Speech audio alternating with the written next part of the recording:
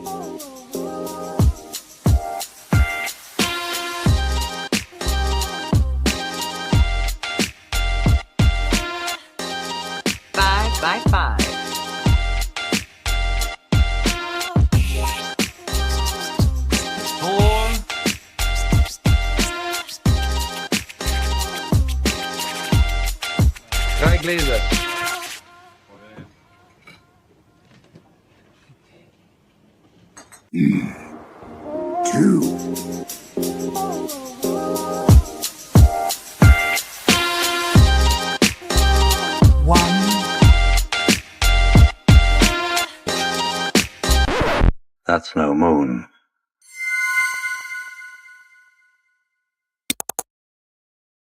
What's up, everybody? We are live. It is episode 31 of the Hardcore Casual Podcast. He is Jay of F1 Podcast fame.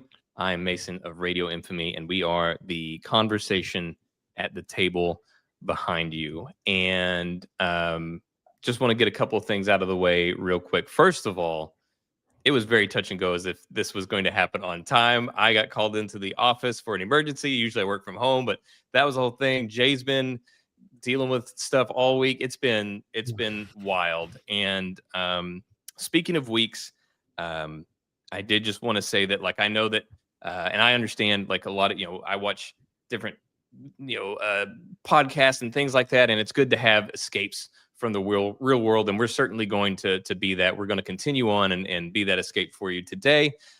However, we can't ignore some of the things, so we're going to just take a minute just to acknowledge what happened and what's on everybody's minds. And so I'm going to go ahead and first hand it over to Jay real quick. He had a piece he wanted to say regarding that, and we'll start there tonight. Well, I just wanted to say that, it almost felt petty coming up with content for games and TV and movies after what occurred in this country yesterday and the day before. And of course, I'm speaking about the two senseless killings that we experienced in the news. One was the girl from Charlotte, Irina Zarutska.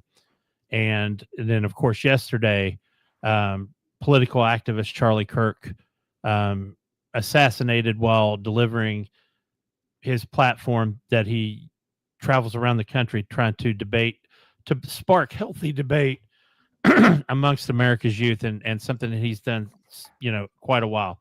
And my point is this, folks, it doesn't matter what you believe in or how you believe it or what your posture is on any particular topic. What happened yesterday, there's no place for that. And so my sympathies are with his family, obviously, tonight, and with everybody on the campus that had to witness that, because there will be ramifications for that for a long time for a lot of people, because that's hard to witness. And I'm glad we have this platform tonight to cover the things that we all love that watch this show, because it's like Russ said, it's our escape, and I'm thankful. But I got to just say, I don't agree with everything Mason says, and he doesn't agree with everything I say. But we're able to do that healthy and have those debates, whether it's on this show or before this show starts or after this show ends. And we handle those and move on like human beings. For people to take it to that level, and just the sheer amount of hate I witnessed after what happened yesterday was mind-blowing and also scary. So that's all I really want to say about it as we move into the show, and I'm looking forward to it tonight, because tonight this show is my therapy. It's my escape. So, yeah. Anyway, sorry to take so long, but go ahead. Oh, no, you're good. Absolutely. And I just wanted to echo Jay's thoughts. And yeah, my sympathies, my condolences to the Kirk family. It's just, this is an awful thing to happen. And then to that's the one thing about these things, is that, you know, we saw them happen. And Yeah. you know, my blood really, like, literally ran cold. Like, I felt, I don't know, it was jarring. I Yeah. didn't want to see it. I had no intention of seeing it. And it was something that I saw before I even realized what I was seeing. And so yeah, my prayers, my sympathies, my condolences go out. And yeah, to echo Jay's thoughts on opinions, I just wanted to kind of like bring that to our little microcosm of the world here. Obviously, we focus on games, entertainment, pop culture, a little bit of conspiracy every once in a while, and just enjoy that. And we have always made this a place. That's one of the things that we've said. You know, obviously, we're very small right now. We're trying to build a community, and we want that to be a much larger community. But one of the things that we've always gone out of our way to point out is that we love differences of opinion. We want, like, if you don't agree with us, tell us. Let's talk about it in the comments. Or if you're watching us live, we can talk about it live, and we can, you know, we enjoy that. That keeps it interesting. Yeah. And the important thing is that we're all here for the same reason. We love games. We love movies. We love pop culture. We're all here because we love the same things. And, you know, differences of opinion it's what keeps it interesting. It's what allows conversations to move forward, instead of just saying something and, you know, that other person just nodding their head the entire time. Yeah. Yeah. Forth and that's how conversations go. And that's the impetus for this entire podcast. Was Jay and I would we would have these conversations, and we'd go back and forth, and we would talk for hours. And you know, we would have things where it's like, you know, we'd have these conversations, and then as I went on throughout my week, and something came up, like, oh, hey, I was just talking to a friend about this, and I learned this, and we talked about this. And I really want you guys to have that same ability, where you can hear our conversation, and you can you know, say, oh yeah, I heard somebody talking about this earlier. You know, you can interact with us and say, yeah, I was talking with these guys earlier. And, you know, we just want to have this conversation. It's an open dialogue. And yeah, I just want to stress that. So from our little microcosm of the world, and extrapolate it out, we want differences of opinion. We want to hear from you. We're not going to ever condone toxic behavior or act that way ourselves. We'll, like Jay said, we'll joke, we'll have fun. You know, we'll have that whole thing. Sorry, had a call, but we'll have those conversations.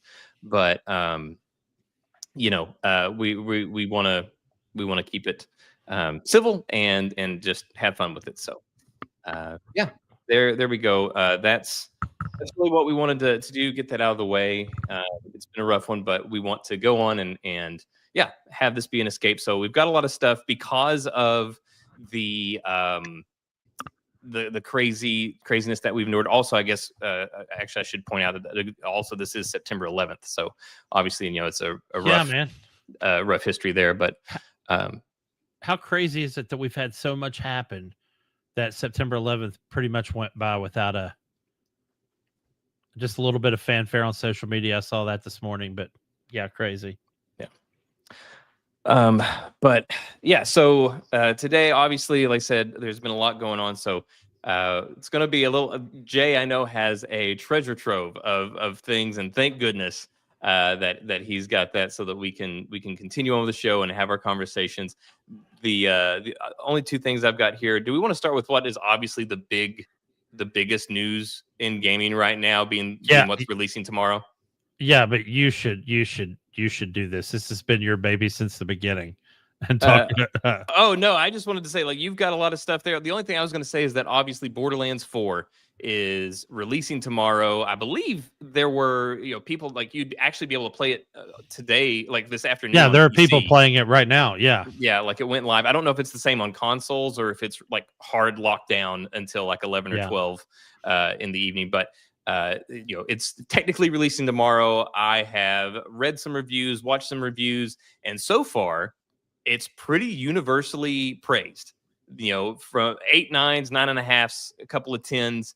And the thing that I keep seeing is return to form. That's the thing that it keeps being brought up, is that it's a return to form, which is exactly what we had hoped for. And that's what it looked like we were getting from all of the things that we had seen.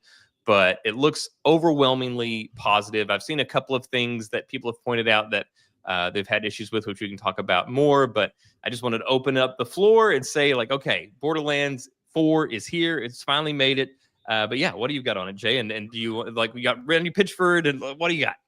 So I got a couple things. First, I think it's important, and while this is only a Steam stat, meaning PC players, it has had the highest concurrent player count for a launch of the other 3 Borderlands. So it's already blown past the other 3 Borderlands. I feel like we knew that was going to happen.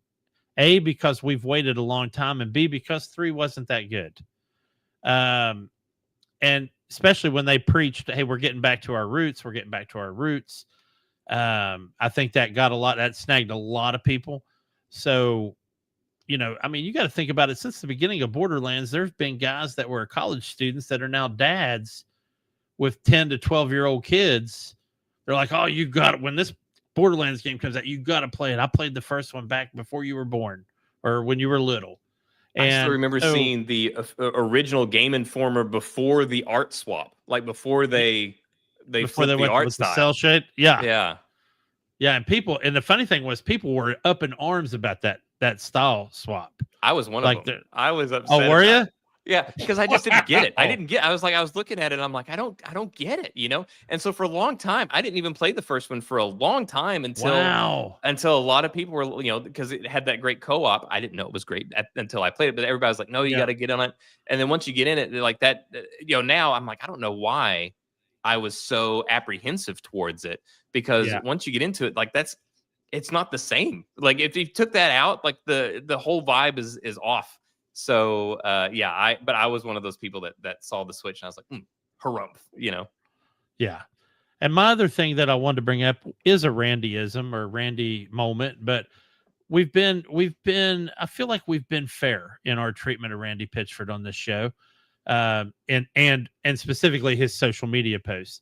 So we actually have a good one, I think, because a lot of developers do not take ownership of certain things, and Randy was on. And of course, if you're on his X site, it's so fast you almost miss some of the stuff that comes in. But I was not prepared for that for what I witnessed this morning from his Twitter account. Yeah, so he mentioned this morning. Maybe it was this morning. My days are kind of jumbled, but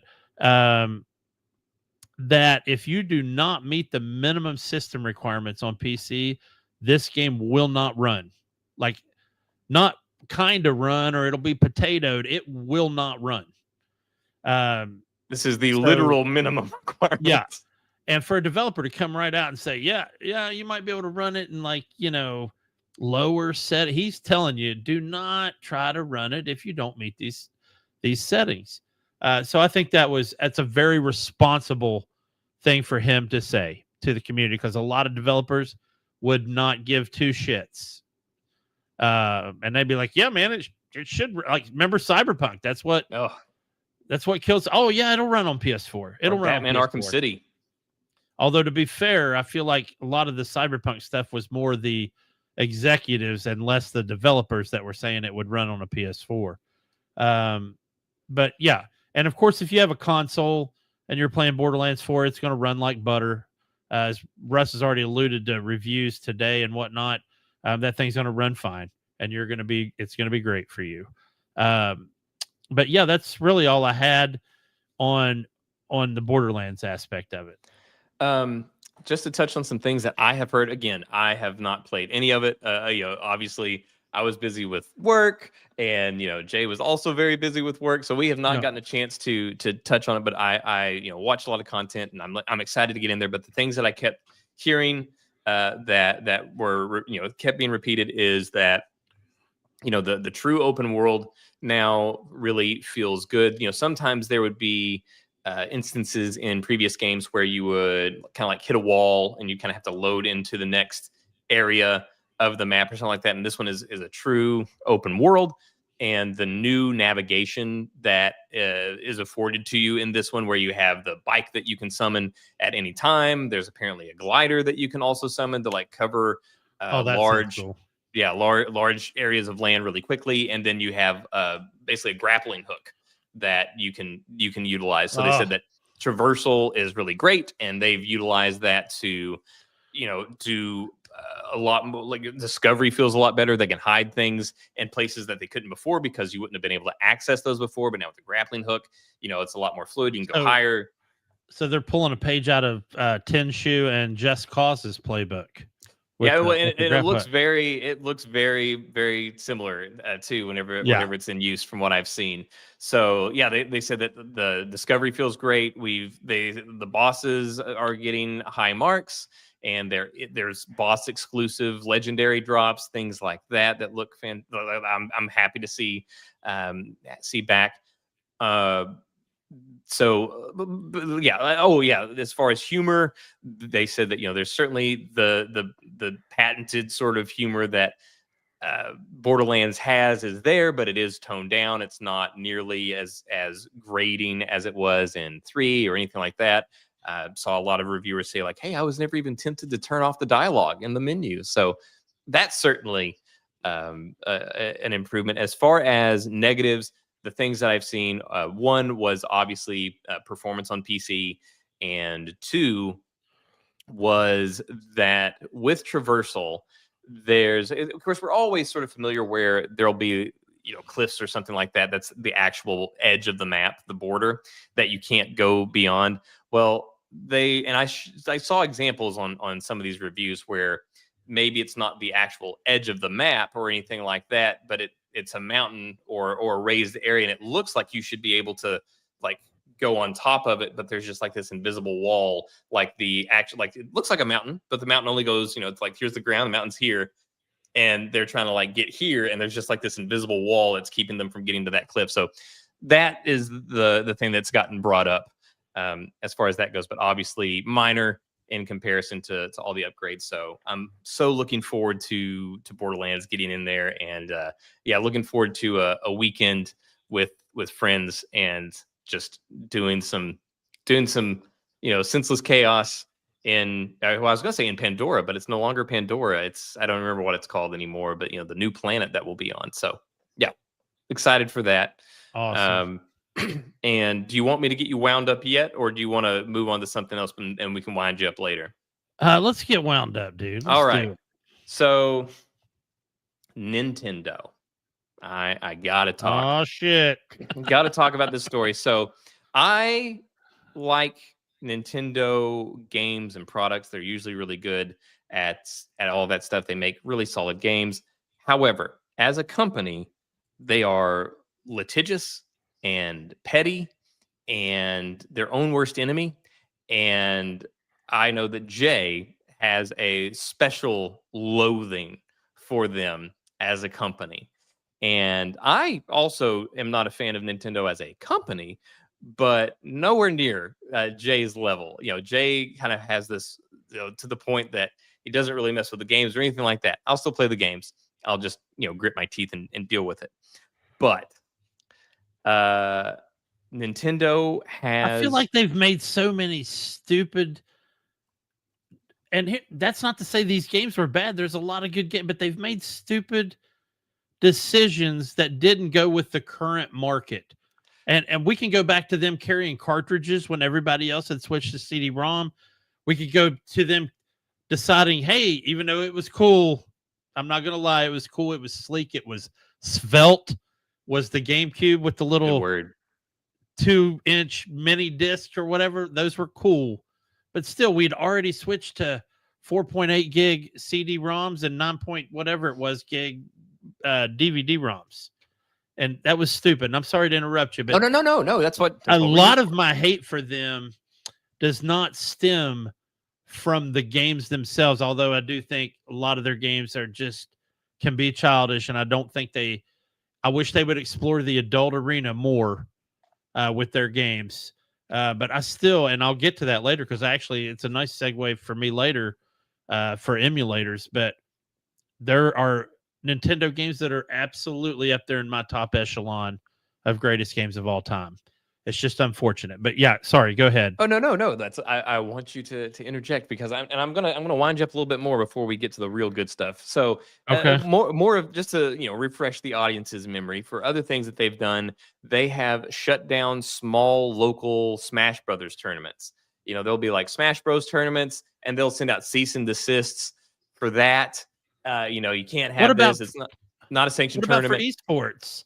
Yeah, well, that's why you don't see a lot of Smash Brothers tournaments in esports, is because they get really persnickety about it, and they have all these requirements. So you got to do this, and so it's like and even with like streamers, there's been plenty of streamers or people that would post stuff on YouTube or something like that that get copyright strikes or takedown requests and things like that from Nintendo, and it's like I don't understand why Nintendo does this, where this is free marketing. You're getting free marketing. Yeah. If somebody's playing your game on Twitch or they're streaming it on YouTube or they're making content about it, this is free marketing for your game.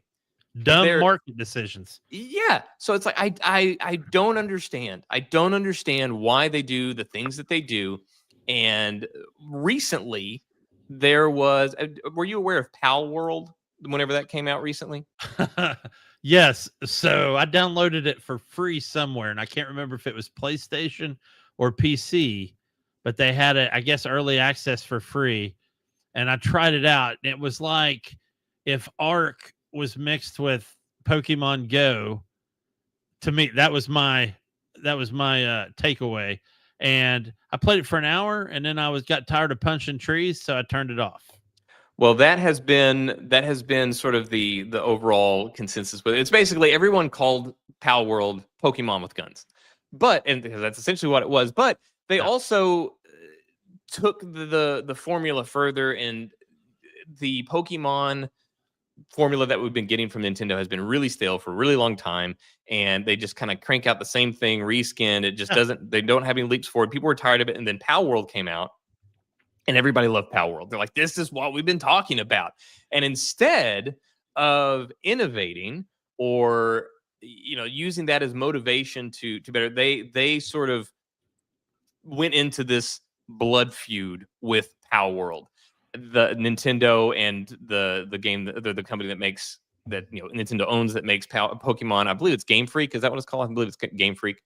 There were there were lawsuits thrown around, legal letters. It was a whole thing, and now we have the latest swing to enter that fight, and this is one that I am shocked about. I don't know. So here we go. This is one that was updated. So it's Nintendo should never have received controversial summon character, let it fight, Pokemon patent IP, lawyers say. And so they were actually awarded. They filed for and were awarded a patent for summoning a character and then having that character fight on your behalf. How do you even ask for that? Yeah, we'd like a patent on summoning a character and letting it fight. So first off, Square Enix has been doing that for years. Yes. I'm looking back at Sega. Grandia has been doing that for years. It is super common. Yeah. So I don't know what to tell you. I could not believe it whenever I heard about this. This is like patenting press this button for light attack, press this button for strong attack, or left trigger to aim, right trigger to fire. This is so crazy to be able to patent this. Like you said, I can't think of it. What's the name of that complete Pokemon ripoff? Digimon? That's on PlayStation. No, it's newer. We got it for free. It starts with a T, I think. Yeah, it's like Tiki something or whatever. Yeah, I know what you're talking about. Okay, so at least you know what I'm talking about. But yeah, that is literally the exact same thing. Nintendo at its finest. Yes, indeed, Jobo. Yeah. Oh wow, nice, buddy. So yeah, that's where we are now, and this is one where I'm blown away because, so like you'd mentioned, Square Enix. So yeah, like all the Final Fantasy games, that's the core gameplay mechanic is summoning things to fight on your behalf. Yes. That's what you work towards, like is these summons. And persona, there's the list is endless, because this is a very common trope. It's like patenting you being the only like a story where your character is the only character that can save the day, that has the Right. ability to defeat the big bad because of some secret ability or whatever. Like it's one of the it's so ingrained in gaming, and I can't imagine how it would be enforceable, because if, let's say, they try to take someone to court, right? Let's say Square Enix inevitably comes out with the next Final Fantasy, where you will no doubt be summoning characters, and those characters And will letting them fight on your fight. behalf. And if they take them to court, they can't say, hey, they clearly stole this from us. They've been doing it for years. There's a history of this. Like, what Final Fantasy are we even on now? What number? I mean, this has been going on for years. So I don't even know how it's enforceable, because it's so common. Like we said, Final Fantasy, Persona, any JRPG almost. Well, it's just like, if you'll allow me this little side tangent, I shall. when you take any college level literature course that centers on fiction, there's not a professor in the world that wouldn't start it with, there's really only 5 stories to tell in fiction. And I don't remember them all, but it's always, the little boy from nothing that rises and does this thing. Harry Potter, Luke Skywalker. It's always boy saves the princess, or, whatever. There's like 5 of them that they'll tell you. And it's no different with games, dude. Yeah, it's just repackaged. It's the same thing packaged in different ways. It's like the hero's journey. It's like everything with the hero. It all boils down in some form or another of the hero's journey. Like, there is a way to do this. So I don't even know how this would be enforceable, and that's what everybody's saying. Everyone's saying, like, this is obviously this should not have even been allowed. I don't know how in the world they got it. I don't know if it's a thing where, sometimes, well, like, I follow professional wrestling. I'm a big fan of professional wrestling. And sometimes there'll be wrestlers that will try to patent something. Maybe they try to patent the name that they use on the independent scene or something like that, so that nobody else can get it, so that they can kind of like merchandise that or whatever. And whenever something happens where you try to copyright something like that, there's like a period where someone can contest it, where they're like, oh, hey, I use that name for this, so he can't do that. And then there can be this whole back and forth. So I don't know if it's a matter of what, like, they just want it by default, like they put it out there and then just nobody contested it, because who would have thought that this was a thing? But I don't know why this got through, but it did. And like I said, I can't imagine that it can actually be enforced. It's like the old saying, the balls on these guys. But, like, just going back to the Smash Brothers thing, like, my son is on an esports team for his school, and they travel to other schools and take them on. And as far as I can tell, based on the conversations I've had, which, my son, so these conversations are not always verbose, but Smash Brothers is the number 1 game they play. And for them to even try to shut that down when you've got kids traveling around giving you free publicity, free marketing, is mind-blowing to me. And then for them to pull out a game mechanic and get a patent on it. I mean, not even the game genre or the game type. It's the mechanic. It reminds me of, like, there was, whenever we had the Shadow of Mordor and Shadow of War games. Great games. Fantastic games. And they had the Nemesis system, which was super cool and phenomenal. And they better in the second game. They expanded on it greatly in the second game. Yeah. And they patented that mechanic. So 2 things there. One, I hate that. I still hate that they patented that mechanic, because it is EA. It is EA.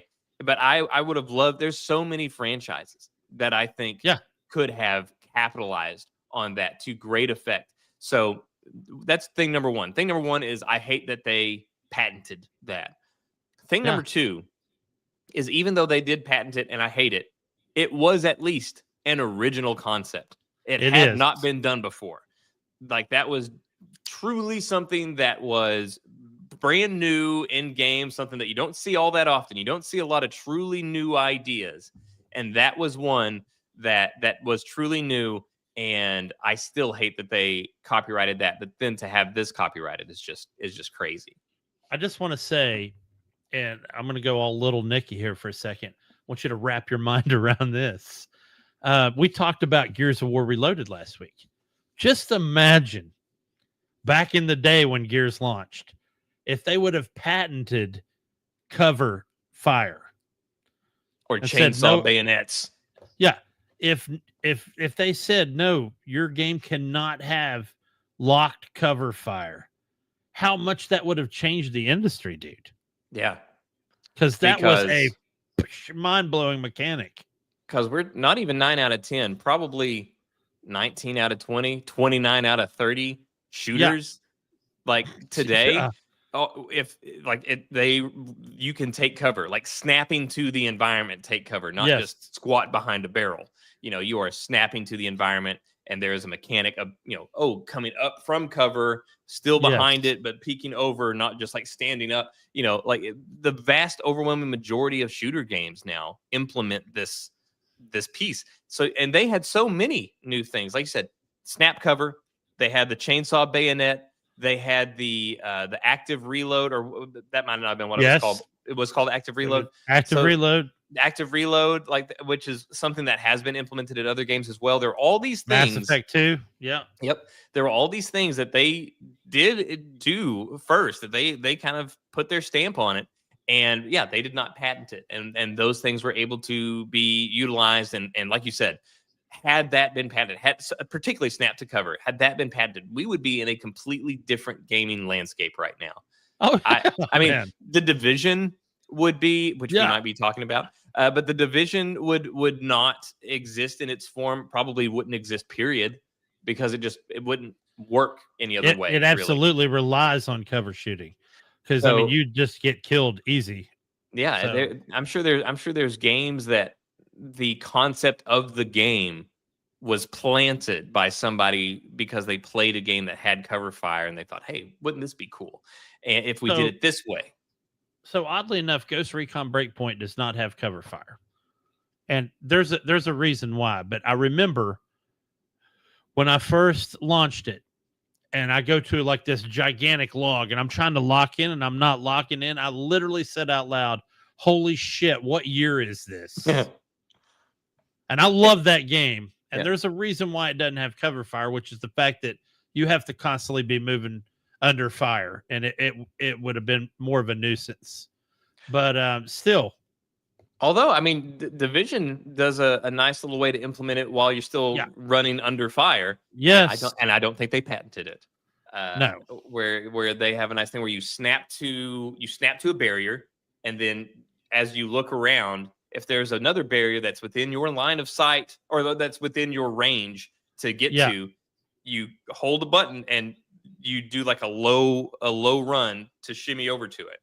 In fact, there are buffs in the game that are tied to moving from cover to cover instead of just snapping out of cover and running yourself. If you go cover to cover, there are buffs for doing that exact thing. So I think that's cool. So yeah, there's definitely ways around it, but yeah, it is one of those things like whenever you play a game and it doesn't have, snap to cover, it's like jarring. Like, wait, what am I doing? Why do we not have this? Or even worse, like a game whenever you don't even have a crouch. Like I've seen that where like shooters where you can't crouch. What the shit is that? What are we doing, man? Yeah. What's going on? So, anyways, there you go. That was one thing that I was very excited to bring up just to see how worked up it would get you, and I was not disappointed. And there's more I could go on, but we'll get to it later. In fact, I'm actually going to be talking about Nintendo a little bit later. Well, that is really all I have here. So I now give it over to you and your bag of tricks. Well, the first thing I want to, and this is a quick one. You and I both talked about the Souls-like games and how we like them and we respect them. but either A, we don't have the time to put into them. And it's sad. I wish I had the time to put in because I really loved Elden Ring was really my first foray, really, in a lot of ways. Unless you want to count some of the inspirations for the Souls likes like Ninja Gaiden. Sekiro was the first one that I really dove into. Okay. So I really like Elden Ring. Am I anywhere close to my son's? No. God, he's on like New Game Plus 37 or something. That's the on same Elden thing with Ring. my son, and I've probably not even made it halfway through before I was like, I think I'm done. Yeah, I'm sure him and Izzy would probably be really good friends in that regard. But so Elden Ring released a separate standalone game called Night Rain that a lot of people were waiting on because it had drop-in multiplayer and it was almost like a roguelike in certain aspects. And I don't know it as well as he does. But apparently, as if we needed it, they're adding a deep of night mode. Sounds Which ominous. Apparently, this is what kills me the most. They're like, this is an ultra hard mode for Night Rain. I'm like, as if the rest of the effing game wasn't already ultra hard. So they're adding a deep of night mode. So apparently with Night Rain, you can do some build prep. You'll know what Night Lord you're fighting, so you can kind of prep around that. So in this new deep of night mode, there'll be no indication of who you're going to be taking on. So you can't prepare adequately for it. Right. There's some kind of shift of something event that lets you know what type of Night Lord you're going to be fighting. So there'll be none of that. You'll have no warning. You'll have no build prep whatsoever.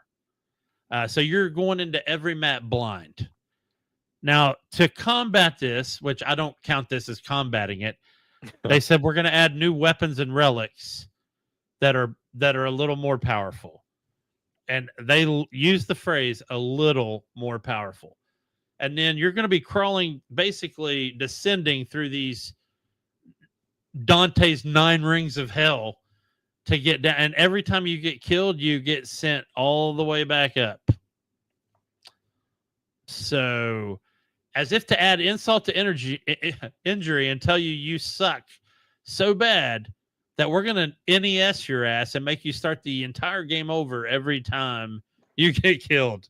So, yeah, I don't know what your thoughts are on that. I mean, I'm obviously not going to play it. I'll respect the content I see on it.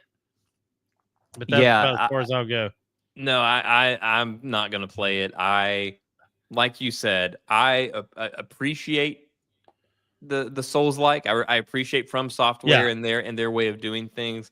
And I even enjoy watching other people play it. I enjoy watching other people play Dark Souls and this and that, and they'll like do things where they'll like dig in, they'll read all the flavor texts and kind of dig into the lore, which isn't really played out in front of you in a large manner. There, like it's very much where there's a lot of context that you have to get and things that you have to read. And I like watching people that really dig into that stuff. And so I enjoy the lore and all that.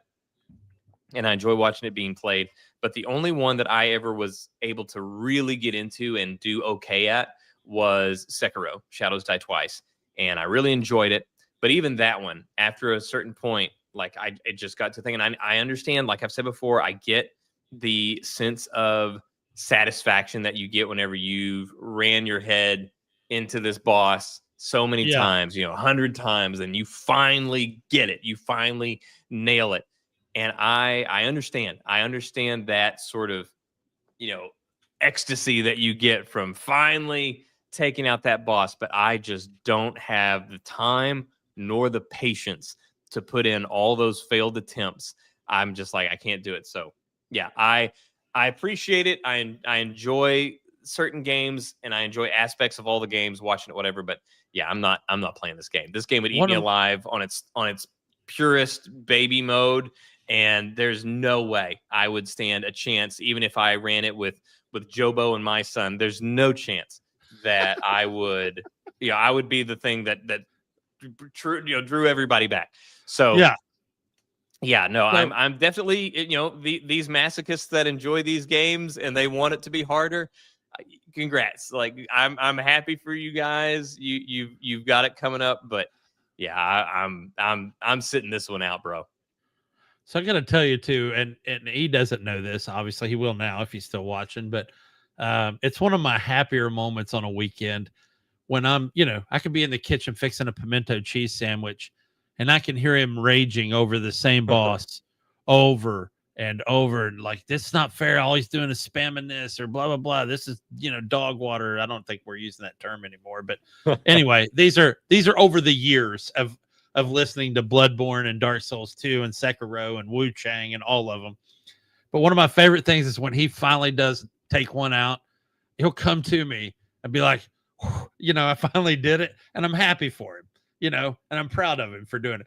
Does it feel like a dog that kills a bird and comes to you and says, hey, I killed a bird? Yeah, but I still think it's cool. But only if that bird was an ostrich. Yeah. Finally got it. I think it's absolutely cool, though, because you can see the sense of accomplishment on a person's face, even for something like that, which I think is just absolutely admirable. But anyway, that's my favorite part of the Dark Souls games, is watching him climb that mountain and get over that hump and get whoever he's trying to take out. So that was a cool one. And I applaud anybody that has the patience and fortitude to deal with it whenever I can't, because I'm just like, I'm out. I'm done. But I can understand it, because whenever I got into Sekiro, I had times where you'd have this whole thing and you would. And so I have felt that sort of that rush of adrenaline and be like, oh, I got it. I did it. So I get it. I just don't. I don't get enough of an adrenaline rush to deal with that number of them. Like, I could do it a couple times, but there comes a point where I'm just like, man, I'm not getting better. This is where we're at. It's funny, obviously, as you get older, you lose a step on reaction time and whatnot. And it's weird to me, like on those games, I can see that. I can see myself losing that. And yet when I'm playing a racing game, I can still be on the throttle, downshifting gears, going into a corner, change my brake balance, come out, accelerate through the corner, switch my brake balance back to what I need for the next turn, and shift up all at the same time. And the reflexes may be gone, but your muscle memory is still there. Correct. And I think that's the point. But anyway, moving on, Ghost of Yotei. So funny. This is a funny news story. Nobody was happier than the Sucker Punch team when Grand Theft Auto 6 decided to do a delay. They said they literally went on a month-long hangover because now they knew they didn't have any competition. They said, we don't have any competition going into October. Which I can see that. You got two large open world games coming out. One recently already had its first game, and now their second game, from Ghost of Tsushima to this one. But I think it was a funny story that man, we went on a month-long hangover when we found out that game was delayed. Because they've probably been busting their butt to make that game what it is. Yeah, and I have no doubt that it will be a phenomenal game. I've said my issues with it, and like, I just would have rathered them truly wrapped up the Ghost of Tsushima story, that because they started it. No comment, because I know who's watching this.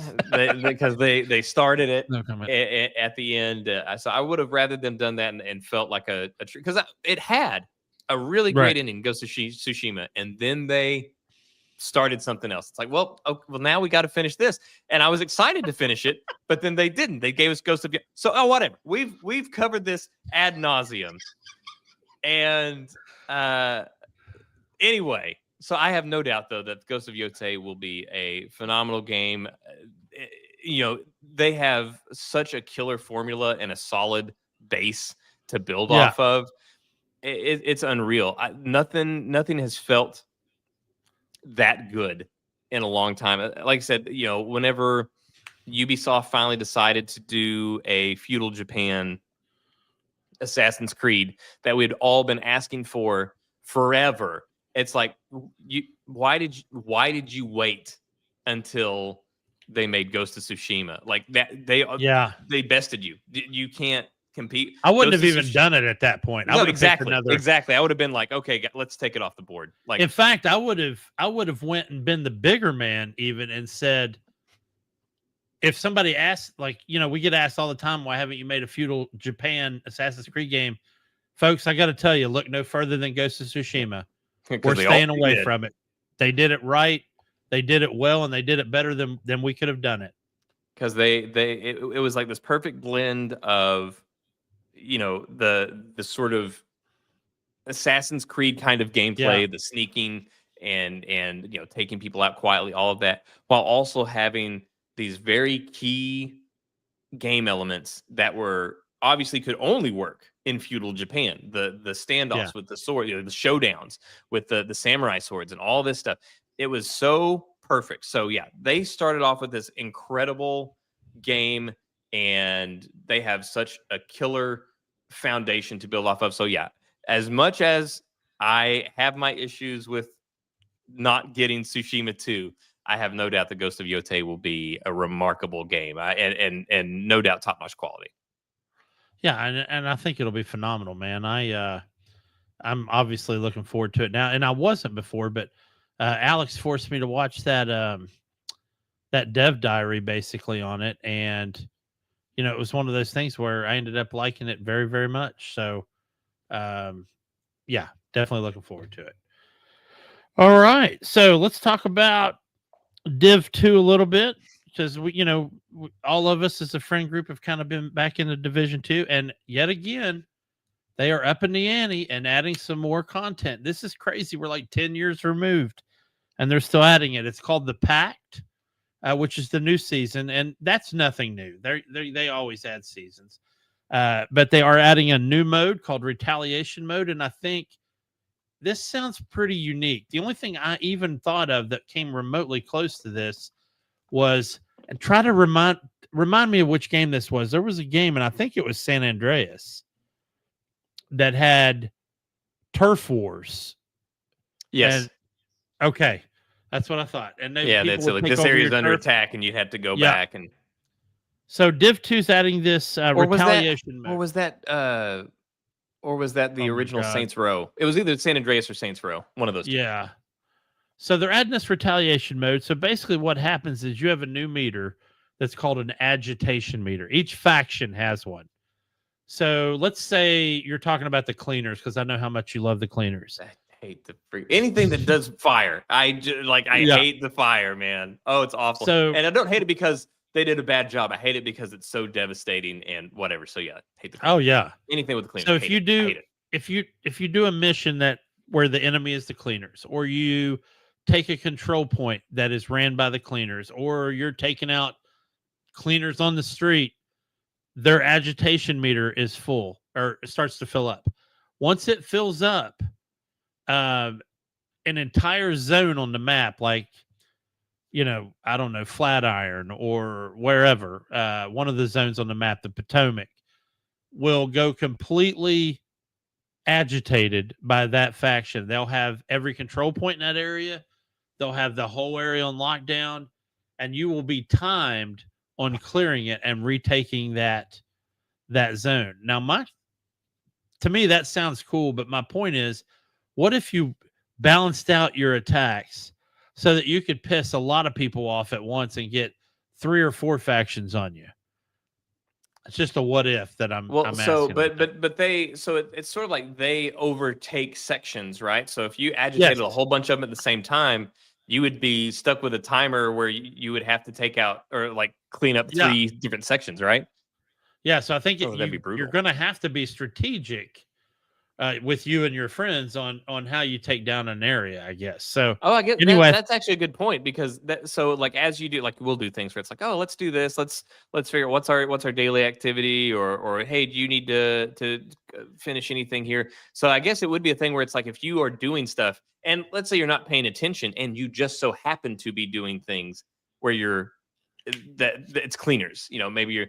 Like you said, cleaners on the street, or like you're replaying missions that are cleaner missions, and you're not really paying attention, that it could be this thing where it kind of catches you off guard, where it's like, oh, wait, like, now the cleaners are pissed, and you now have a larger issue to deal with. So it could also be a thing where it's like, even if you're trying to avoid anything too crazy, you'll have to be like, okay, well, let's go over here to this territory and do this, and then we'll have to let them cool down for a while, and we'll go over to this territory and do this for a while. Yeah, and I'm still just blown away that they continually are supporting this game, and it's a small team because that the rest of that team has moved on to working on whatever the next iteration of the division is. I am still shocked that we have not gotten a Division 3 announcement. I thought at Gamescom, whenever they announced that Yeah, there was going to be something, I was for sure it was going to be the Division 3. But nope, they're still cooking on Division 2. It's still great, still a good time. I'm enjoying it, but yeah, I'm eagerly awaiting whenever we get the announcement for Division 3. yeah. And other than the long load time, I don't even need a PS5 version. I'm fine. The 4 version looks good, so I'm fine with it. Um, but yeah, no mention of that at all. So the other piece of gaming news that I had is I'm about as bad at this as you are at Randy, but Star Wars Genesis released version 8.4. Hey, I'm not. It's not my fault that Randy keeps running his mouth. Yeah, Okay, that's a fair he gets point. himself in the news. I just talk And about it. and it's not my fault that Deity Vinga keeps releasing awesome updates for Star Wars Genesis. But so I'm going to go over the laundry list of patch notes was crazy, but I'm going to go over the main points for people that are interested in playing. He added 2 new planet complete conversion planets, Hoth and Mustafar. So we now have Hoth as a legit version of Hoth. Hoth was already in the game, but you landed there and it was nothing like Hoth. And we Does this also have have like low visibility, like active blizzard Hoth? Yes. So we also got Mustafar, so I'm excited to check that out. And apparently there's 6 to 12 biomes on each one of those that's new. So I'm looking forward to seeing how those fluctuate. Part of me that's jealous because I don't want to start a new character.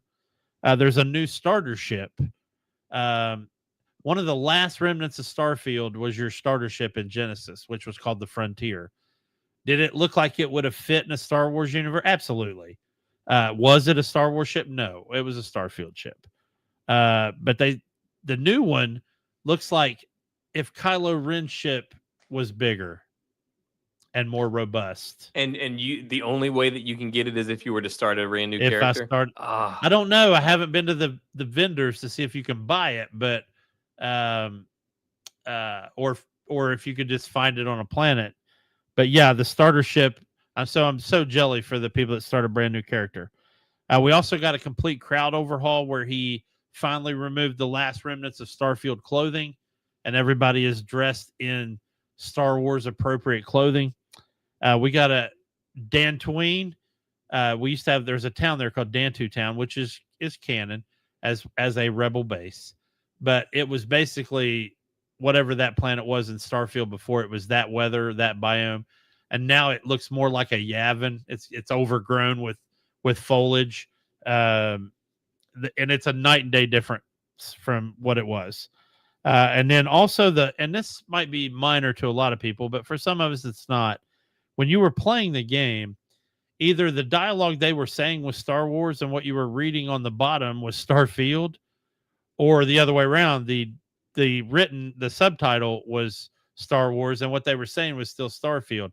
And it wasn't everything. It was only minor ones, but it was immersion breaking. And he finally nixed the last remnants of those conversations and turned them um, into all Star Wars. So pretty excited to try it out. I haven't even got to try it out. I watched he releases a really good like 8 to 12 minute video every time he does a new version, which I absolutely urge everybody that watches this to check it out because it looks amazing. As if it didn't before, but now it really, well, really like you had super looks mentioned that he amazing. had removed the last remnants of, you know, out of place clothing, so that's all. Now, I hadn't seen anything that you'd shown me that was out of place as far as clothing. So, like, what kinds of like clothing remnants were there still from Starfield? So he still had like some of the civilians walking around Coruscant.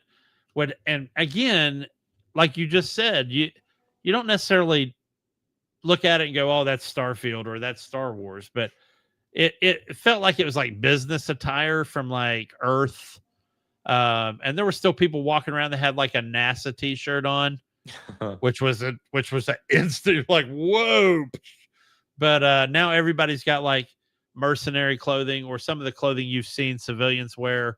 on Andor and other shows in the Star Wars universe. So, like I said, I'm looking forward to really getting in there and checking that out maybe this weekend.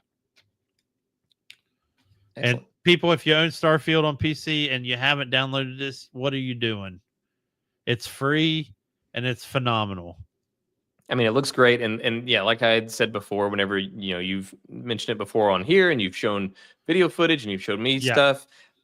If you had not told me that it was a mod for Starfield, I would not guess that it was Starfield. No, two things: I wouldn't guess that it was a mod, number one, Yeah. and I wouldn't guess that it was Starfield, number two, because it's there were a couple of things here and there, like locations or whatever, that maybe still had like the mansion or whatever, but that I might have read. But outside of that, like, yeah, it doesn't.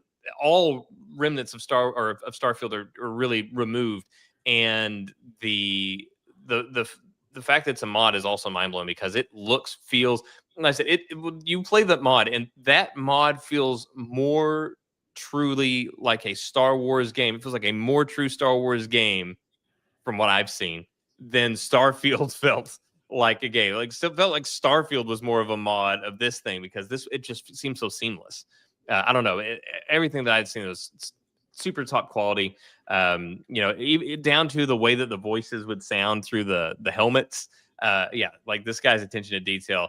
I don't play the game. I don't have it on PC or anything like that. But yeah, his attention to detail impressed me. Yeah, absolutely. And the link I just placed down there at the bottom, when you watch this video, take a second to copy and paste that into your browser. That's the video for the newest version. And I'm telling you, it's going to blow your mind. If you weren't convinced before, and you will be convinced this time. And if you're not, then I don't know. Just go do whatever it is you do. Play Homeworld or something. But that being said, I think it's important to note, even though I don't play this currently, I feel like I'd be remiss for not mentioning it. No Man's Sky released another gigantic update that, and I guess their way of combating Starfield now allows you to build ships on No Man's Sky. So now every content creator for No Man's Sky has a video of them building a Romulan warbird, or a Klingon bird of prey, or the Enterprise, or the Falcon. Saw a really good Firefly build that somebody took 5 hours to do. So my hat's off to Hello Games and No Man's Sky, and what's his name, Sean Murray. Yeah, is that the BMX guy, or is that the No Man's Sky guy? No, Sean Murray. It's Sean Murray. Okay, so Sean Murray for adding that feature after this amount of time. They definitely deserve it. So, kudos to you. Good job. Well, Hello Games and Sean Murray. Again, we've talked about the sort of, back whenever we've talked about Cyberpunk and their redemption, and we talked about Hello Games and their redemption from the launch of No Man's Sky, and not living up to promises, to now far exceeding anything that they ever promised, and doing it all at no cost, for free. And there had been these memes that would take place online, where every time there was like a new update for No Man's Sky, it was like this meme of Sean Murray popping in and being like, "It's time for more free stuff," and there'd be somebody like, "No, please take our money. Like, well, we want you to take our money." But he was just put up for. And so Silk Song. So you mentioned Hello Games just around me. So Silk Song came out, and it's like $20 or $30. It's like, it's free on Game Pass. There you go. And they're pricing it very conservatively. And it's this huge thing. Now, granted, I understand that it's a big deal, but I never played the original Hollow Knight, so I didn't either. I know I'm missing out on it. I'll get around to it someday, but it's just not my thing. But I appreciate what they've done. But anyways, Sean Murray was on Twitter, and he was basically doing the same thing, where he's like, like doing the same memes, and it's like, "No, we'll give you more money. Like, just take more money." But it's just like, I don't know. It's just this great the goodwill of these people, where you actually have people begging them, make something we can pay you money for, or more money for, as opposed to some of these other ones that nickel and dime and kind of take advantage of the player base. One thing I love about Sean Murray, he was always that guy that just looked like he was just happy to be alive, man. And you can't ask for more than that. He's doing what he loves, and Did he oversell No Man's Sky during the hype up campaign? Absolutely. But again, he pulled a Randy Pitchford way back in the day. But I think still, he knew what they could do and just yeah, underestimated the time in which they could do it. And yes, he left. So he was basically stuck in a place where either we release this game that is devoid of so many things that I promised, or we delay it for 3 years. yeah. Something crazy. But yeah, that all said, like, yeah, they won my respect back, and I appreciate Sean Murray. Love that guy. So I only have one more piece of gaming info before I switch to movies. But so obviously I've been on this retro adventure. And oddly enough, it started out with a non-retro game, which was Star Wars Genesis in Starfield, which introduced me to a web content creator named the Matt Effect. Then I found out he was playing Marvel Heroes Omega, and I was like, "How the hell is he playing that?" Oh, so he's the one that we owe that to. Okay. It's all his. Everything is his fault. So I found out how he's playing Marvel Heroes Omega, and I'm not going to mention any of that here, but I'm playing it now as well. And then I thought, man, there's so many. And Marvel Heroes Omega is not. It still holds up great today. It looks phenomenal. All the effects on the heroes look great, and such a really good smattering of Marvel out there.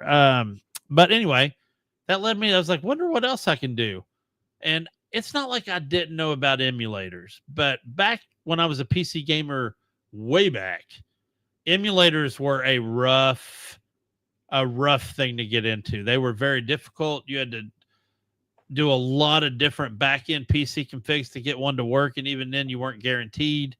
They have come a long way. So Metal Gear Solid Delta launched, which was a remake of Metal Gear 3. And it got me into a Metal Gear, even though I'm not playing it. I haven't bought it yet. Same.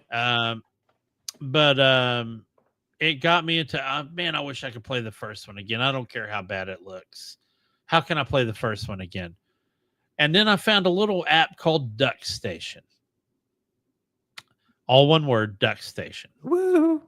And it is a PlayStation 1 emulator that has crazy amounts of settings you can do on your PC.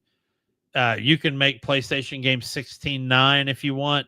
You can make them 4K if you want. Does this change the graphics to 4? No, it doesn't. It upscales what PlayStation gave you into a very smooth, non-jaggy approach. And I found Metal Gear, and I am loving it. Looks great. Then I'm like, man, what about Metal Gear Solid 2 on the PS2? And then I found PCSX2, a PlayStation 2 emulator. And then I was like, what if I got whatever that HD collection was on PS3? So then I got the PS3 emulator.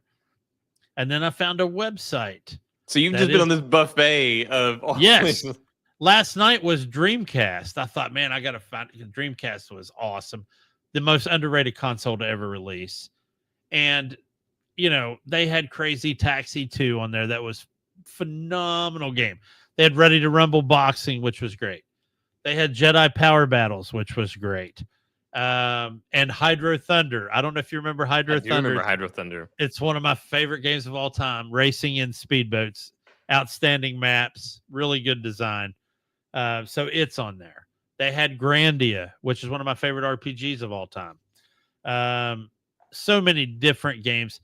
So now I'm sitting here and I've got PS1, 2, 3, Dreamcast, GameCube, Xbox, and Xbox 360 on emulators. And I've probably downloaded, I don't know how many. Let's not even talk about it with ROMs. But you've developed a problem, is what you're saying.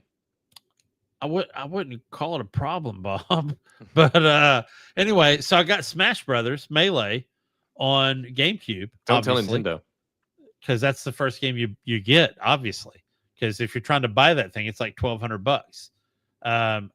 Obviously, I used my original disc that I already owned to extrapolate the files to play this game. But yeah, really it took me right back to, 30 people in your apartment playing Smash Brothers Melee. Also found Metal Gear Twin Snakes. But anyway, to take this whole adventure full circle with the emulators, we did basically you and me a talk through over the Bond trailer. And there have been, God, 35 different Bond video games, and a lot of them not good. But I am going to start it's going to be small clips that I'm going to mesh together into one as we build towards First Light. And the first game I'm going to be able to do is, and I tried to do it with you watching the other day, and it was terrible because the emulator just didn't have it. I had to switch emulators and found a really smooth version of From Russia with Love, which actually has Sean Connery redoing his role as James Bond and his likeness in the game.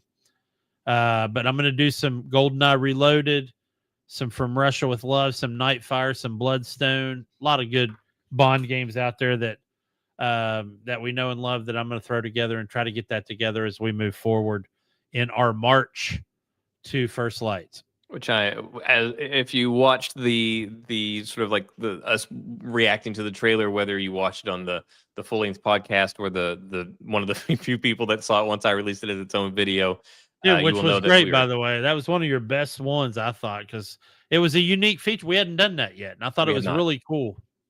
Yeah, and I really enjoyed it. I thought it was a good time, and we definitely want to do more of that, especially whenever it's something like that we've been very excited about, super interested in. And yeah, that's one of, I think, collectively, the most anticipated games that we've got. I'm so excited about it, especially because it's new. Like it's a different kind, like something we haven't seen. Like I'm stoked about Grand Theft Auto 6, but even though I'm excited about it, I kind of know what to expect. Whereas this is really a changing of the formula. We've not seen this before, so it's exciting and it's new.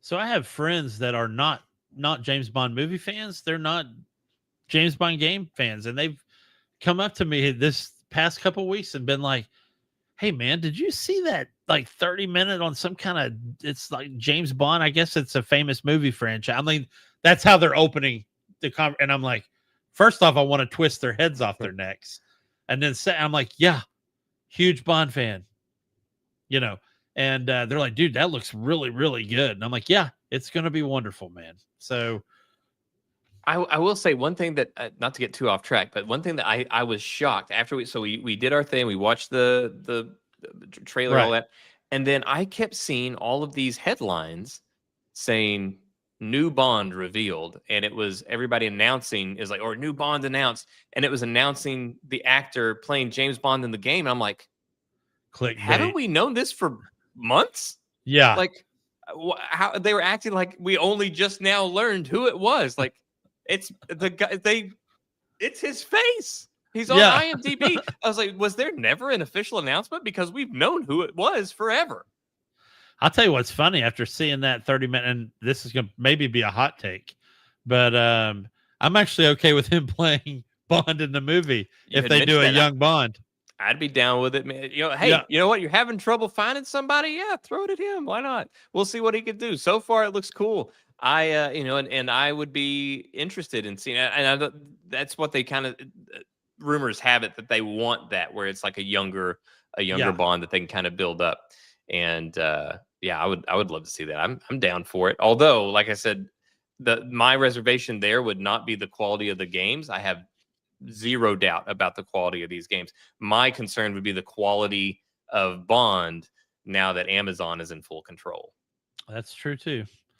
Which, brings me to, Alcat was pretty quiet this week, so I don't have much on the Expanse front, speaking of Amazon. Oh, by the way, speaking of the Expanse, after you talked about all this stuff and you kept going back to it, I started the books. Awesome, dude. Yeah. Awesome. So you're on the first one because I'd never read them before, and You're on the first one? I'm on the first right now. Do you see what I mean? How they do the chapters by the person, which I think is cool. Yeah. So yeah, you talk so highly of them and all that stuff, and I obviously love the property, and so I'm like, you know what? Let me just do this. So yeah, I've started on them. You have led me down the road of the novels of the Expanse. Awesome. That dude, I love it when I can recommend a book series and people get into it. I remember when I recommended The Witcher to another friend of mine. He's like, dude, it's the best books I ever read. And I'm like, well, I don't know about that, but I loved them. So That's cool, man. I'm glad you got to do that. I do not have any more game stuff. I do have a nice little segue from games to movies. BioShock has confirmed, as if we didn't know, they have finally confirmed it, that the movie will be based on the first game, which makes me happy because that's the one I've played. And, it should be, you would think that it would be one that, you can always go crazy with it, but I would think that that would be one where you would probably be able to, like, if you needed to, keep the costs down because you don't have to build these big, massive, elaborate sets. It's all in these sort of very enclosed corridors and that kind of thing. So, maybe that can lend well towards the quality of the movie. Let's just hope they get a good writer.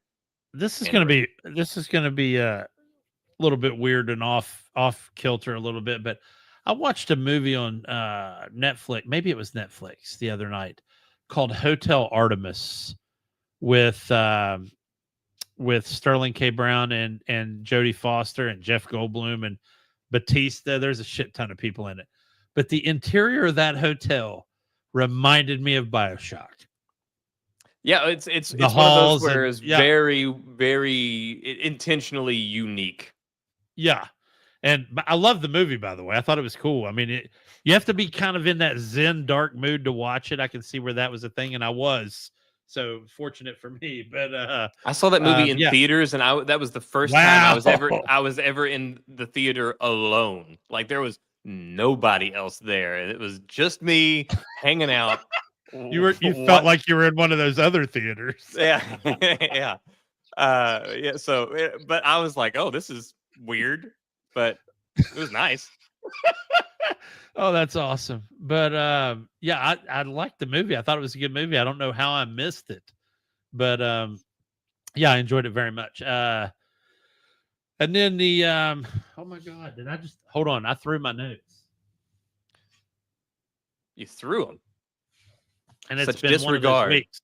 It's been one of those weeks where I need I'm old school, man. I keep like a journal notes. Oh, James Gunn, new movie project, Man of Tomorrow. This came across my feed like literally a minute before we went on the show, but I read the tagline on it. I don't know what this is about. I don't know who the Man of Tomorrow is, unless it's a Superman sequel. Superman sequel. But apparently in the movie, and this brings up a lot of questions if you've seen the movie, and I don't want to spoil it for anybody still, but Superman and Lex Luthor are going to have to work very, very close together to beat, and this is a common trope. We talked about tropes earlier, but to beat a larger evil. So it's going to be one of those enemy of my enemy is my friend type of situations, which begs the question, Superman's going to have to request that Luthor be let out, I guess. Well, also, so whenever they first announced the Man of Tomorrow, it was simultaneously announced multiple ways as well. So I have no idea about this. David Cornsweet. So David Cornsweet, who plays Superman, and the guy, I cannot think of his name. Nicholas Hoult, that plays Lex Luthor. They both simultaneously tweeted, put out on Instagram, this whole thing. They announced it with animations, like comics. So one was, David Cornsweet released a picture with Superman. Lex Luthor released a comic book picture. These are new illustrations of Lex Luthor with his green mechanical armor suit on? And then, and then James Gunn released one where the two were together, side by side, teaming up. So yeah, they announced them with comic book art, new comic book art with that. And so it was, I didn't know what you just said, where they basically confirmed that they will in fact be working together. But that was what was hinted at with the way that the actors and everything announced it, which I thought was really, really cool. Yeah. And I tell you what, when you watched, and I don't know how long it's been since you've seen one of the Christopher Reeve Superman movies. You will be sad if I told you the truth.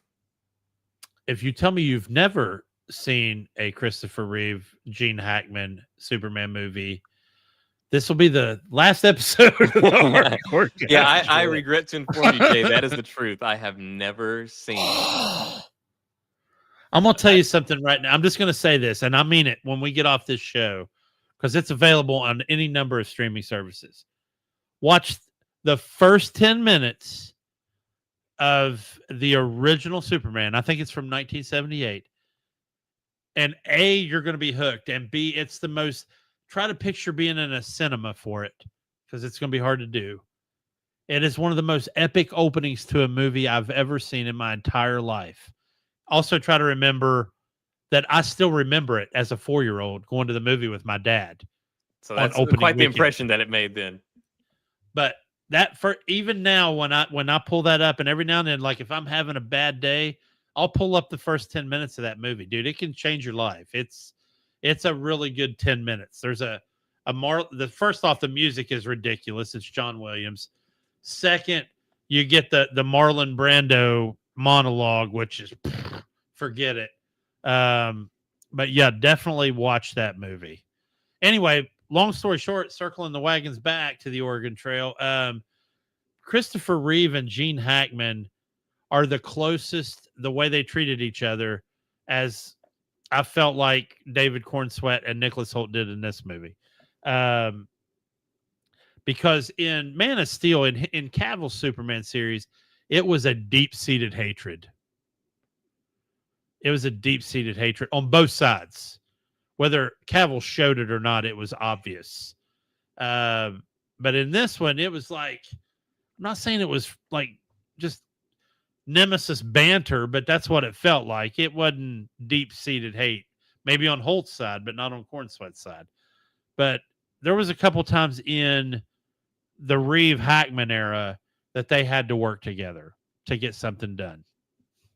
And specifically in Superman 2, which was the Zod. That was the Zod movie. So anyway, yeah, definitely go back. You got to watch the first 10 minutes of that movie. I will definitely check that out. And as far as Lex Luthor and Superman relationships go, my favorite one was still Smallville and that relationship that they had. And each of these movies kind of like approaches the relationship a different way. Like the new Superman, I love the new Superman, and this whole thing where that Lex Luthor is an absolute psychopath. He is incredibly dangerous. He's incredibly smart. He's a brilliant strategist. In Smallville, I really love that for many seasons, Lex Luthor and Clark Kent were good friends, and because Clark had saved his life, and they were good friends, and Lex Luthor was a good guy. And anytime that he might have even done something shady, it was for a good reason. And then ultimately, by the end of the series, there was, like you'd said, this deep-seated, pure hatred that you can only get from having been very close friends and then having that friendship fall apart. Where it's like, you cross over, or you have this betrayal, and it's that thing where you hate them even more because they were your friend. And I don't know. I've loved that version of Superman and Lex Luthor's relationship. Yeah. Still my favorite. And I love Smallville. I had about the same problem with Smallville that I had with Gotham, which I felt like 2 or 3 seasons before the final season, we should have been. Aren't you graduated yet? Yeah, he should have been Superman. And I get it that the kid in Gotham was so small, it would have been weird if he was Batman, so we didn't get to see it till literally the series finale. But by the way, that was a great show. Gotham. It was. Phenomenal show. Yeah. So, yeah, Smallville is always going to have a special place for me. I love seeing, like, when Tom Welling and Michael Rosenbaum do their hey, System of Riffs. Yeah, thank you. Welcome, for agreeing sir. With me, buddy. When they do their I guess it's what is that called? Like a watch along or whatever, where they watch the episodes and they do it. One of my other favorite things, by the way, on an off topic about TV shows, is when the cast get back together and do script table reads. I love those. But anyway, Rosenbaum and Tom Welling, anytime they do that, I enjoy that very much. Oh, yeah. System of Rip says, the dude that played the Joker was amazing. Yeah, Dominic Dominic Monaghan, who same guy also plays in Jedi Fallen Order and as I say, for Survivor. Yeah. gamers, we know him as Cal Kestis. Yes. So yeah, Cal Kestis, the Joker. That was also during a really weird. First of all, also anybody that's into CCGs and card games, stuff like that, System of Rips on TikTok. That's the man to follow with Pokemon cards and all that sort of stuff. But as far as the Joker, that does remind me that was a weird thing with Gotham. It was during this really weird period with Warner Brothers and DC, where for some unknown reason, like they had this self-imposed restriction of, oh, that's a TV character, this is a movie character, and they were so dead set for so long that they couldn't cross over. So the reason that system put it in air quotes of the Joker is because they couldn't actually call him the Joker in Gotham. Yeah, they called him the funny man for I don't know how many episodes. Well, and then it's like his hair wasn't green, it was like purple or something, right? Or something weird, where it's like it was clearly the Joker, and they were playing off of storylines that were very well known from the comics in there, but they couldn't call him the Joker. It's the same, like in Gotham. One of the reasons that we never saw the kid become Batman is because Batman was in the movies. He couldn't use Batman, just like Arrow. Arrow mentioned Batman, but you never saw him, and they rarely mentioned him. It was just always so weird. System says, always found that off. I never knew why, but now I do. Yeah, it was. Now, I don't know why they made this, because like I said, it was a self-imposed decision. There was no reason for it. That's why it was such a crazy thing whenever they did the Flash movie, or not the Flash movie, sorry. It was before the Flash movie, on the Grant Gustison's Flashpoint story, and they brought Ezra Miller as the movie Flash into that, as along with Lucifer, which was a shock, by the way. Because that's why, because everybody was aware of this bizarre stance that they had, where they just refused to they even tell like Arrow, they're like, oh, you can't use that character because we're planning them to be in a movie. Well, yeah, and they had the bat symbol. They went to Gotham for that one crossover, and they had the bat symbol covered up with a tarp until they met Ruby Rose's Batgirl, and then they were allowed basically to uncover it. But the Ezra Miller was actually, I think that was in the Crisis on Infinite Earth crossover, which, if you look at it, everything stemmed from Flashpoint, obviously. But I thought that was, I could not believe they did that. I couldn't believe they crossed over so many. Like, they had Titans on there. They had Earth 66 with Dick Grayson walking his dog. They had a lot of different crossovers on there. Lucifer showed up. Robert Wall on there playing Knox again from Batman, Earth 89 Batman. If Michael Keaton had shown up on that crossover, that would have sealed it. But anyway, that was one of the best crossovers on TV, man. Yeah, but I'm glad that the DC universe is under new management, and I like that the James Gunn approach, where they have this thing where it's like, okay, we're going to have movies, we're going to have shows, they're going to tie into one another. I don't know why that was so difficult for them to wrap their heads around, but obviously we got the Batman, and then we had Penguin. Now, granted, that's kind of like outside the DCU, but those two they're phenomenal. The Penguin show is incredible. Even if you're not a fan of comic book properties or anything like that, just it's like a mob show, and it's fantastic. But as far as like the DCU goes, they're bringing Peacemaker, which new episode tonight, into the DCU, and they're doing that in a really creative way that I'm really enjoying watching unfold. So yeah, I'm so glad to have the DCU under new management. I know a lot of people talk trash, and there's been a lot of negative things said, but I'm really enjoying what James Gunn's done so far, and I have a lot of faith in it. People always talk about, oh, we didn't make this, or this bombed, but that it was always going to be a hard road to hoe. Like, he's working from a deficit, and so far I think he's done a great job. I think it'll continue to get better. Marvel, I don't know if they can dig out of what they put themselves in, but DCU, I have confidence in James Gunn and his vision. Yeah.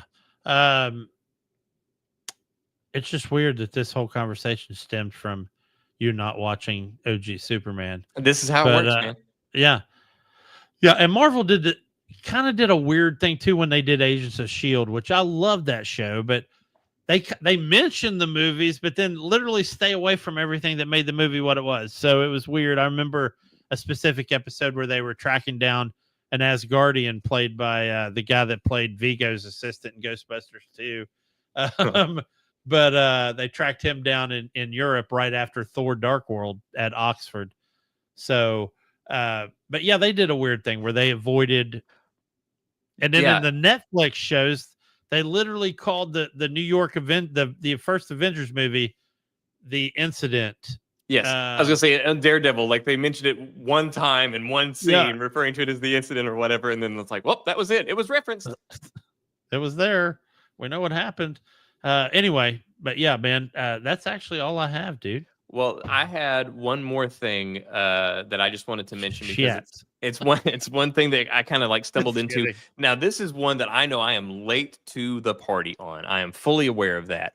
Everybody had been talking for a long time about how it was the best show on TV. It won all these awards, but only recently, with everything going on, did I don't even know why. It just kind of on a whim, I decided to start the show Severance.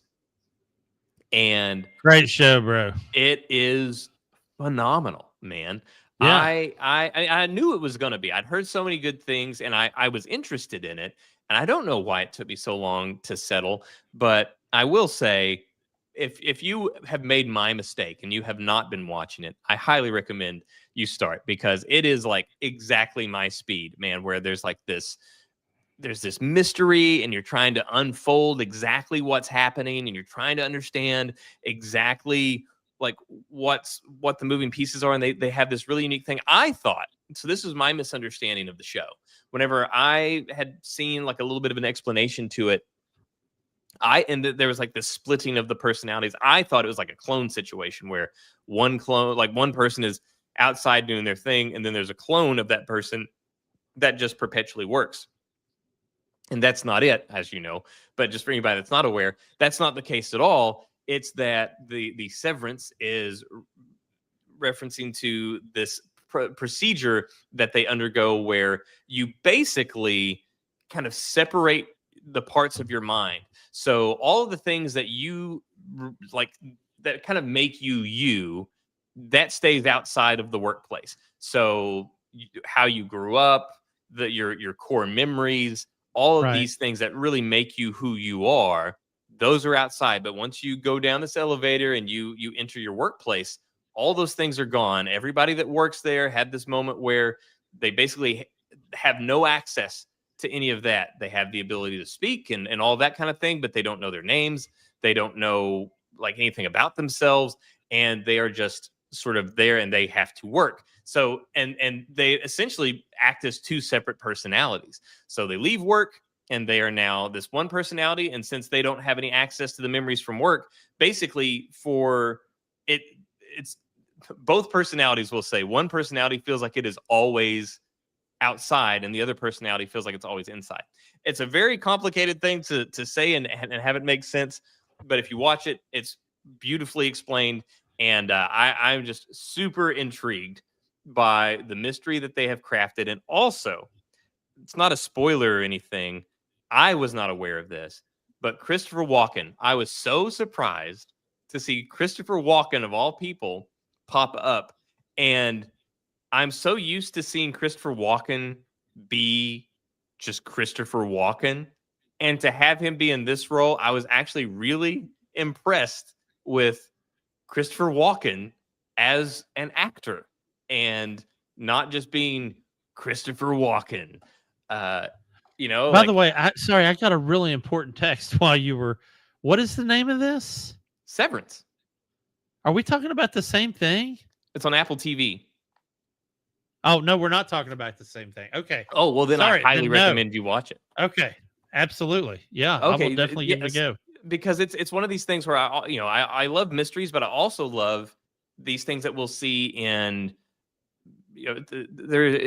things like this in real life, but we also see it in fiction. Like, so for the Knights of the Old Republic games, it's always fascinating to me. I love this where you see somebody that has amnesia. like this is a setup for many movies and games where you remove these core memories of this person. They could be an evil person, but you remove these core memories that sort of led them down the road that they were at, and then they sort of start things anew, and they don't have those things, and they can become a really decent person. That sort of thing where they are really different people, and that's explored in this show where they are different people, but they don't really have amnesia. It's just when they're at work, they have no memory of being a regular person. And when they're a regular person, they have no memory of being at work. It's really bizarre, but it's really interesting, and it's one of those things where if you enjoy it, I think that you enjoy these things where you get little pieces of things fed to you, and you're like, what does this mean? What does this mean? Like I think you'll really dig it. So Severance on Apple TV, I cannot recommend it high enough. I'm late to the party, but I will pass that on to you. And it's been such a long week. When you first brought it up, I thought you were talking about a show called Succession that I watched also great show. Yeah, fantastic. On HBO Max. But I'd like to bring up for all you people that read books that are in, on the written page and or Kindle or whatever you read, Audible. It's a great book by a great author who unfortunately passed away a long time ago, called Philip K. Dick. And it's called We Can Remember It For You Wholesale. And when you hear that title, you're not going to think much of it unless I call it by its more popular title, which is Total Recall. Oh, because so you said, I was like, I know the author, but I've never heard of that book. Yeah, We Can Remember It For You Wholesale. That's like Blade Runner is Do Androids Dream of Electric Sheep? That's the name of the book. But yeah, We Can Remember It For You Wholesale is a great, great book. And I really feel like the modern version of Total Recall, which I love Arnold and, Michael Ironside and Sharon Stone in the first one. But oddly enough, the more modern one is closer to the book. So I actually never watched the remake with Colin Farrell. Oh, you should. It's closest to the book. Okay, I'll have to give it a shot, because I remember watching the original one, and that's one that's very dated. It's very much a product of its time, but it's still fun and entertaining. So yeah, I'll have to check out the new one. But I bring it up because he's one of those guys that was this top flight, just dickhead operative, and then he becomes Doug Quaid. And he's this regular dude that works at a regular job.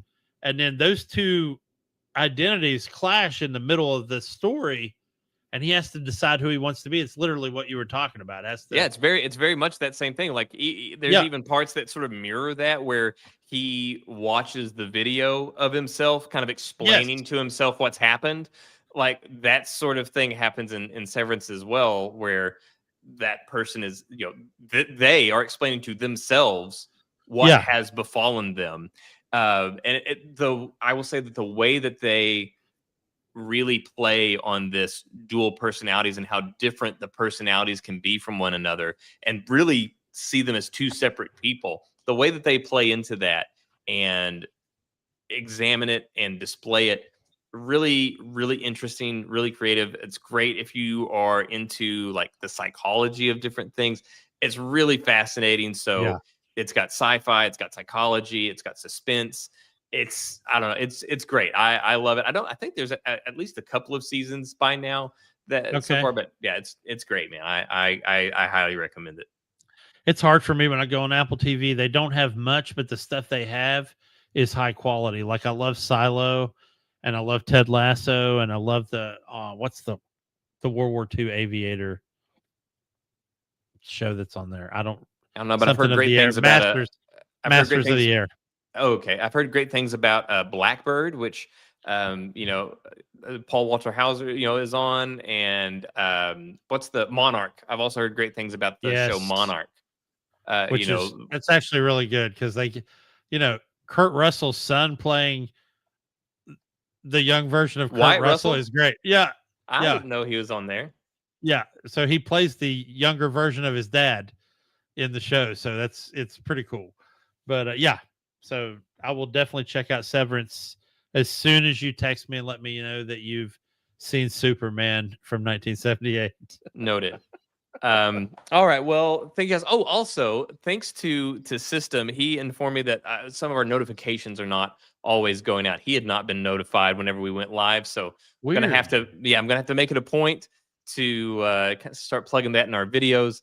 But we're working on it. We're trying to we're kind of in YouTube jail right now when it comes to the algorithm, where we're having trouble kind of breaking out. So we'll try to do what we can to rectify that and try to make sure everybody's aware of when we start, all that stuff. But again, it's again, it was a rushed week. It was a hard week, and it was for personally the nation. It's just been a lot this week. So a little bit of a fly by the seat of our pants here, but good to be here.